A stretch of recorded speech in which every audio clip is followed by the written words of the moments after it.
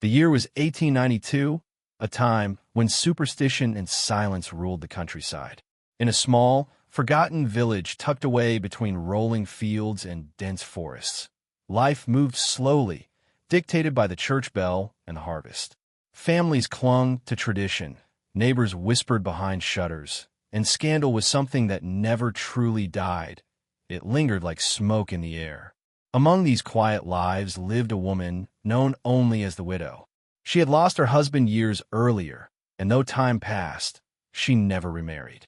Instead, she withdrew from the world, finding comfort only in the presence of her young son. At first, villagers pitied her, saying grief had consumed her, that her closeness to the boy was simply the loneliness of a mother with no one else to hold on to. But pity slowly turned to suspicion. The widow was seen walking with her son late at night, whispering words no one could quite hear. She locked her doors when he came of age, refusing to let him wander freely. Whispers spread that she had turned her grief into something darker, something unnatural. They said she looked at her son not as a mother should, but as a woman looks at a man. In a time when even the smallest sin could damn a soul forever, such rumors were poisonous. Yet the truth, as it would soon be revealed, was far worse than gossip. By 1892, the widow had crossed the line no one dared imagine. She took her own son as her husband, and from their forbidden union, a cursed bloodline was born. At first, the villagers refused to believe it. They told themselves it was slander, that no woman would commit such a crime against nature, against God. But as the years unfolded, the truth became undeniable. The widow's belly swelled again and again. Though no man had ever courted her, no suitor was seen entering her home. From this secret marriage came 7 children, each one a haunting reminder of sin. Some were born weak and sickly, coughing their lives away before they could speak. Others carried strange marks on their skin, twisted limbs, or eyes that gleamed unnaturally in the dark. The village called them the children of sin, cursed from birth, living proof of their mother's forbidden love. Superstition soon turned into fear. It was said the crops near the widow's land withered, that animals refused to graze there, and that those who crossed her family met untimely deaths.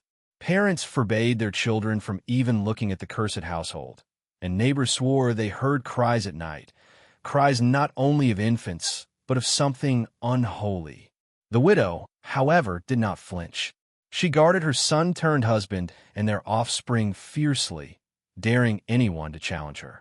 But deep inside, she must have known the truth. What she had birthed was not a legacy of love, but a lineage doomed from the very start. And as the years passed, her cursed family would leave behind a tale so disturbing that the village tried to erase it, but failed. Before the scandal that would mark her forever, the widow had been a woman of quiet dignity. She had married young, as was custom in those days, and her husband was a laborer, hardened by years in the fields. Their marriage was not remarkable. No wealth, no luxuries, only a modest cottage and the constant struggle to keep food on the table. Yet for the widow, it was enough. She bore him one son, and in that child she placed all her hope. But fate, cruel as ever, intervened. One winter, sickness swept through the village, taking her husband swiftly. Within days, she was alone, draped in black, left with only her boy and a deepening emptiness that seemed to swallow her whole. At first, she clung to grief like a shroud. The villagers pitied her. They offered bread, firewood, and prayers. But pity is fragile. It fades with time. As months turned to years, sympathy soured into whispers. Why had she not remarried? Why did she keep to herself? Why did she stare so fiercely when others looked at her boy? The son grew handsome, strong, a reflection of his father, and the widow grew possessive. She shooed away village girls who smiled at him, kept him close, never letting him wander too far from her sight. To outsiders, her love seemed unnatural, too deep, too jealous. But no one dared confront her openly. Fear already lingered around her name, and some swore the widow had made a secret pact the night her husband died, that she would never again be left alone, no matter the cost. The widow's isolation became her armor. She refused offers of courtship from lonely farmers, turned away charity, and barred herself within her cottage. Neighbors began to notice strange habits. Candles burning in her windows long past midnight, shadows moving as though more than two lived within, whispers carried by the wind. Children said the widow talked to the dead. Adults said she prayed not to God, but to something darker. Yet all agreed on one thing: her son was never far from her side. He followed her into the fields, carried water with her from the well, and at night she was seen walking with him under the moonlight, hand in hand like lovers. By the time the boy reached manhood, the village no longer called him a son. They called him a captive. They said his mother had ensnared him, weaving grief into chains he could not break. The local priest visited once, urging her to confess, to let her son build a life of his own.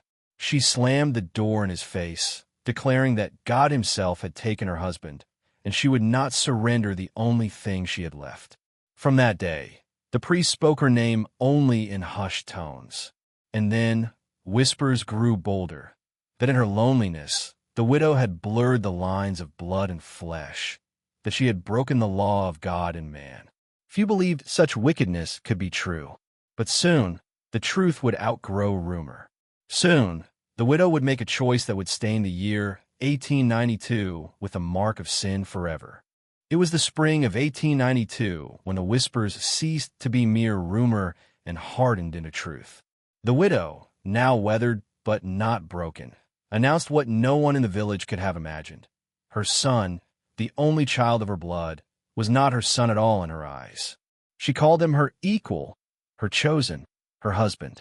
At first, the claim was dismissed as madness, the ramblings of a woman too long consumed by grief. But the boy, now a man of 20, did not deny her words. He stood beside her, silent, his face unreadable, as if some spell had bound his tongue. The marriage was no grand affair. There was no church, no priest, no blessings from heaven. Instead, it was whispered that the widow conducted a ritual in the dead of night. Some claimed she lit black candles and wrapped her son's hand in hers as they spoke vows before a cracked mirror, binding themselves not in the eyes of God, but in the reflection of something far more sinister. Others said she merely declared it so, and by her will alone, it became true. However happened, the next morning the village knew. The widow no longer called her son child. She called him husband. The scandal tore through the community like wildfire. Mothers pulled their daughters from the streets. Fathers spat when the boy passed by. Yet none dared openly confront the widow.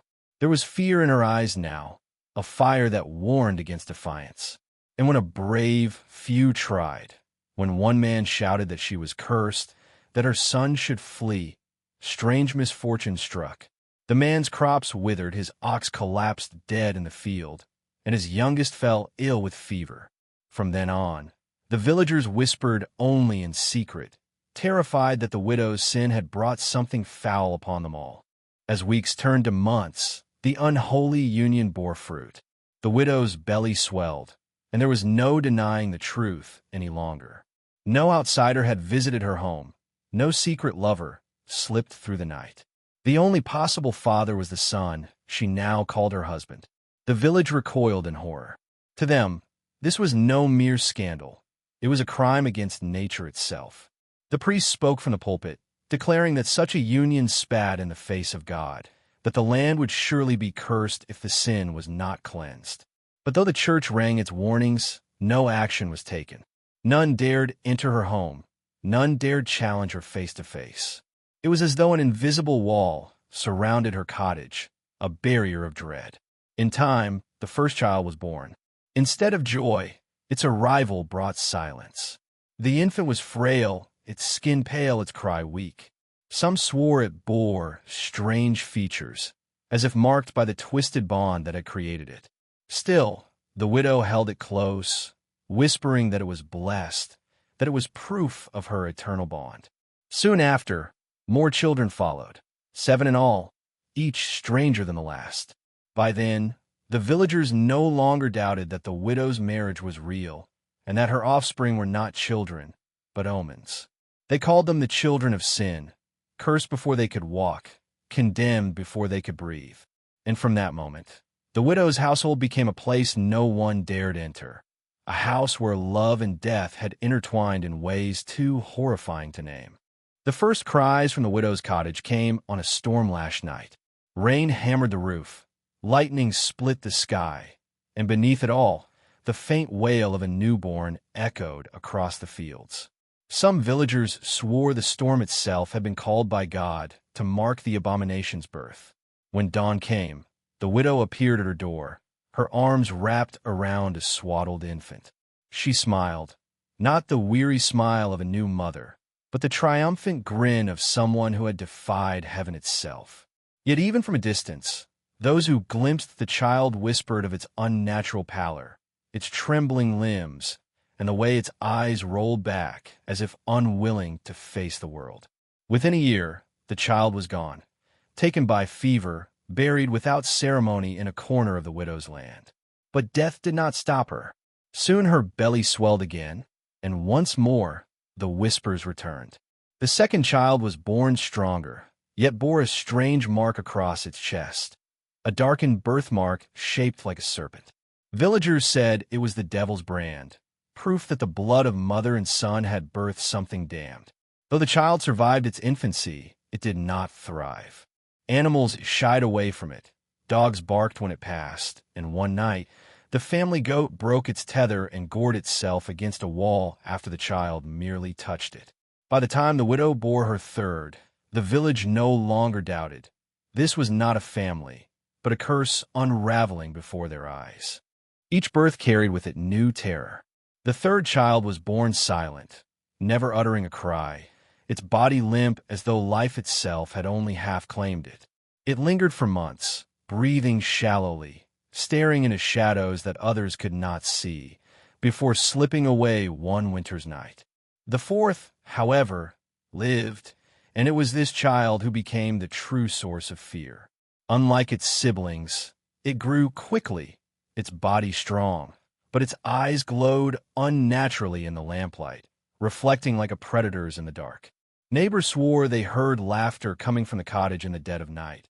Laughter not of joy, but of something mocking, something cruel. By the time the fifth and sixth were born, the village had given up any pretense of pity. These were not children, they were omens.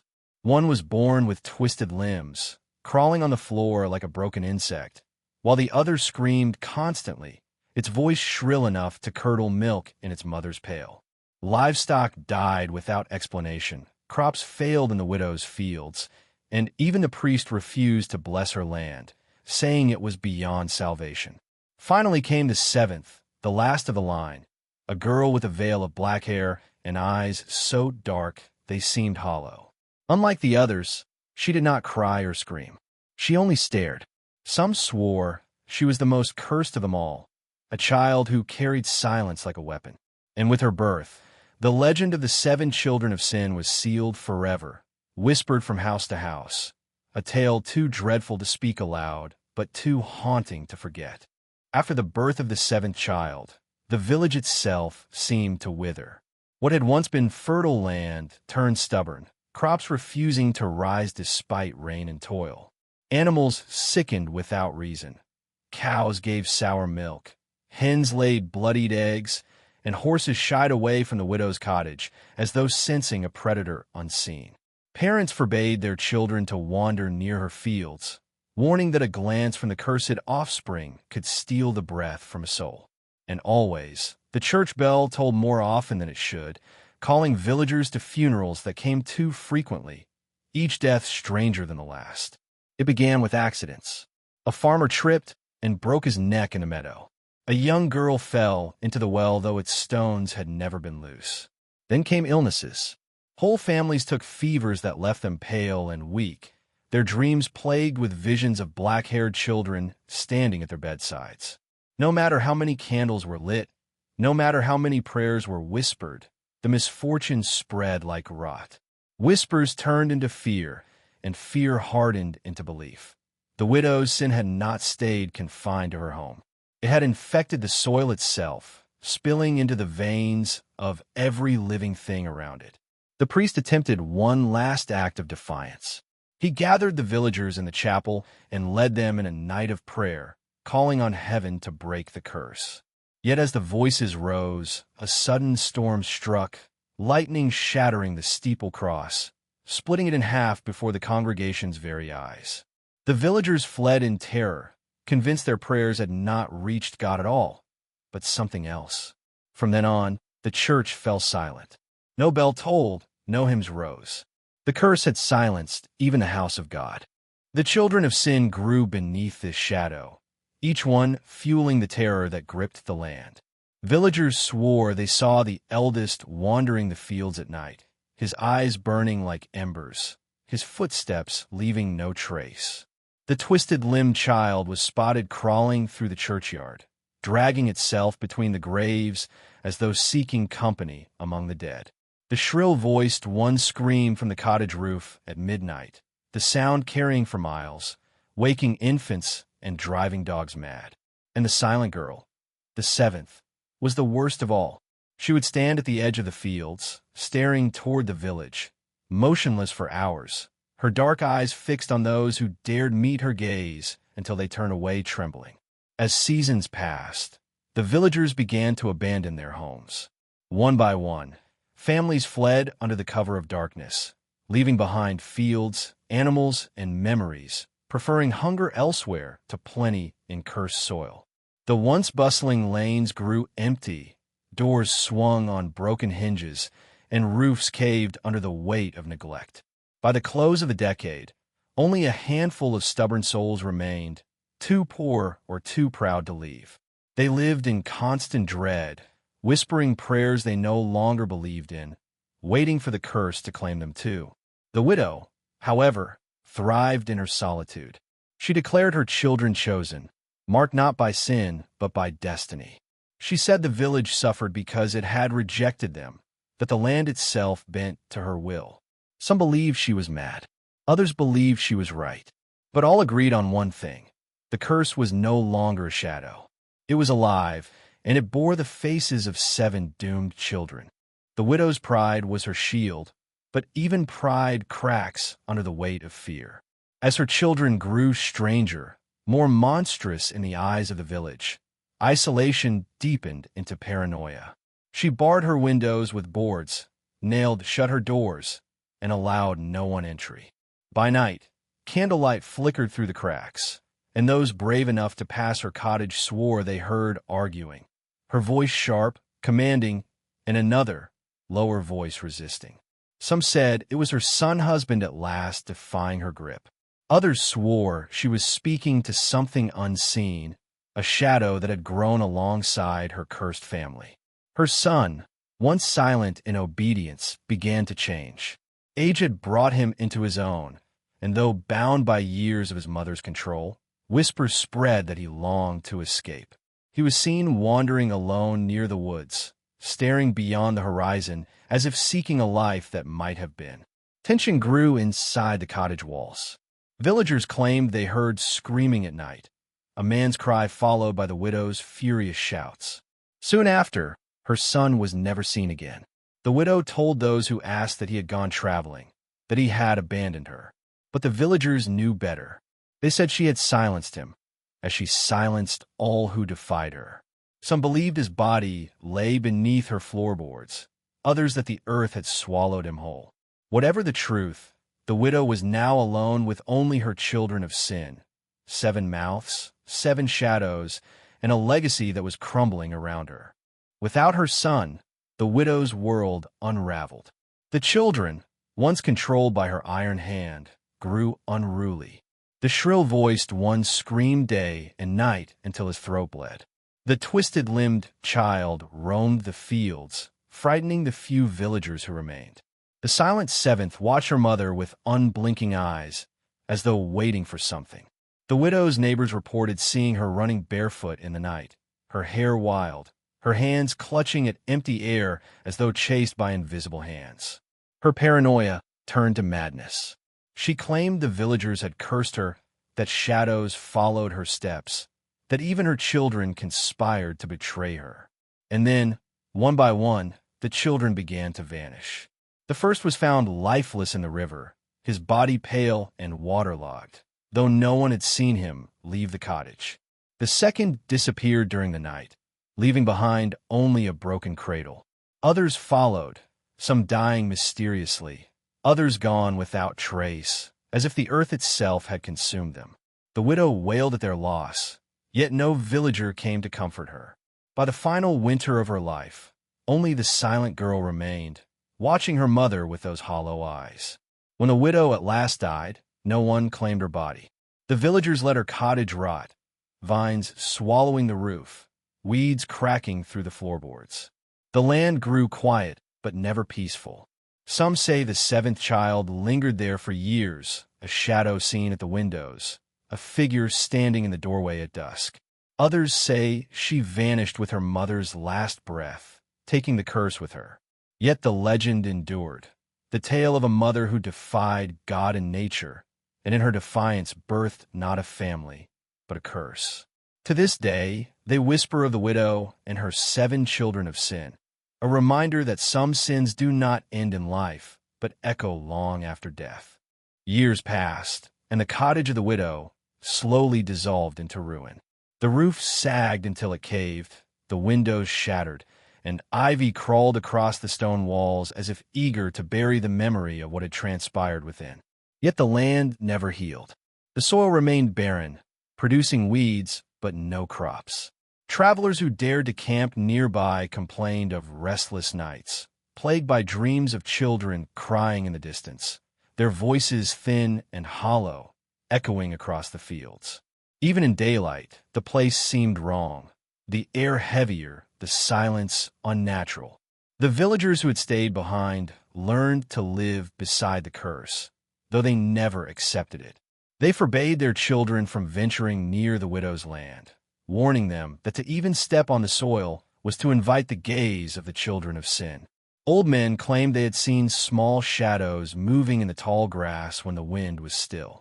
Women swore they heard laughter rising from the well, though no water had flowed there in decades. And always, there was talk of the 7th child, the silent girl who had outlived her siblings, the last remnant of the widow's crime. Some claimed she grew to womanhood, wandering the ruins with her dark eyes fixed on any who dared watch. Others whispered she never aged at all, that she remained a child, frozen in time, cursed to haunt the land forever. Soon, the tale spread beyond the village. Strangers from nearby towns came to see the cursed ruins, daring each other to touch the cracked stones or peer into the shadows of the collapsed roof. Some returned pale and shaken, unable to speak of what they had seen. Others never returned at all. The land became a forbidden place, avoided by most, whispered about by all. The widow was long dead, her children gone, but their presence lingered, a stain upon history that no passage of time could wash away. By the turn of the new century, the village itself had nearly vanished, absorbed into the march of progress. Yet the widow's story endured, passed from mouth to mouth, reshaped with each telling but never forgotten. Parents used it as warning. Obey God, lest you fall as the widow did.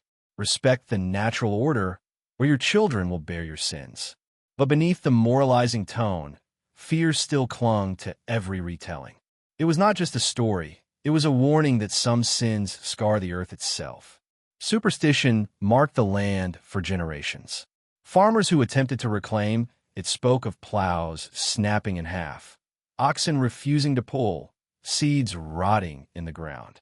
One man, bold enough to build a new house upon the ruins, was found dead within a month, his face twisted in terror, his children missing without a trace.